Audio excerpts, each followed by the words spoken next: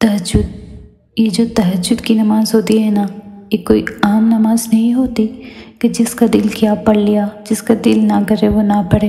ये तो बड़ी ख़ास और लाडली नमाज है। हर एक की किस्मत में कहाँ लिखी होती है, और जिसके नसीब में लिख दी जाती है उन्हें बस फिर उसका ख़ास इंतज़ार रहने लगता है कि कब रात का आखिरी पहर हो, कब अल्लाह हो और हम उससे बातें करें, उसकी बंदगी करें, अपना हर मामला उसके सुपुर्द करें। यकीन जाने वो बेहतरीन दोस्त है, बेहतरीन सामे।